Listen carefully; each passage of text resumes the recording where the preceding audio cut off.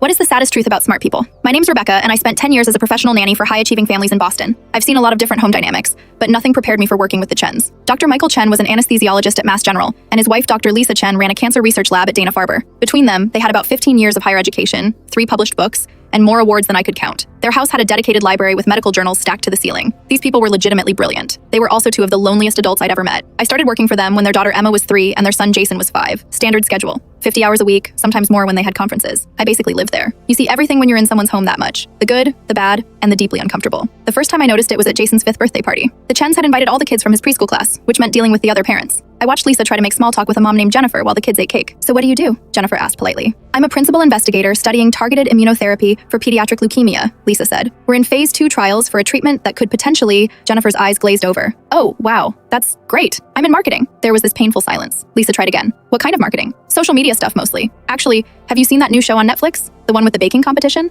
"I don't really watch television," Lisa admitted. "Between the lab and the kids, there's not much time." Jennifer nodded and immediately found an excuse to walk away. Lisa stood there holding a paper plate, looking lost. She eventually retreated to the kitchen where I was cleaning up. "That went well," she said sarcastically. "She seems nice," I offered. "She thinks I'm weird." Lisa started loading the dishwasher with more force than necessary. "They all do. I can see it in their faces when I talk, like I'm speaking another language." Michael had the same problem. The neighborhood dads would get together for beers sometimes, and he'd try to join. I overheard him once at a backyard barbecue trying to connect with a guy named Tom who worked in insurance. "Did you see the game last night?" Tom asked the group. "I was on call," Michael said. "But I did read an interesting study about traumatic brain injuries in contact sports. The long-term cognitive effects are really..." Right, Tom interrupted. "Anyway, that 4th quarter was insane." Michael stood there nursing his beer while the other dads talked about sports, lawn care, and some TV show he'd never seen. He left after 20 minutes. I saw him from the window, walking back to his house alone. The worst part was watching them try to connect with other parents at school events. The other families would cluster together, laughing about their kids' soccer games or complaining about bedtime routines. The Chens would hover at the edges, clearly wanting to join in, but never quite managing it. At Emma's kindergarten orientation, I watched Lisa try 3 different conversations. One mom was talking about her daughter's pickiness with food. "Have you tried exposure therapy?" Lisa suggested. "There's research showing that repeated exposure without pressure can..." "We just bribe her with dessert," the mom laughed and turned to someone else. Later, Michael attempted to bond with some dads over weekend plans. "I'm presenting at a conference in Chicago," he said. "Nice. I'm installing a new deck," said one dad. The conversation died there. Michael pulled out his phone and pretended to check something important. What killed me was that they were genuinely kind people. They loved their kids.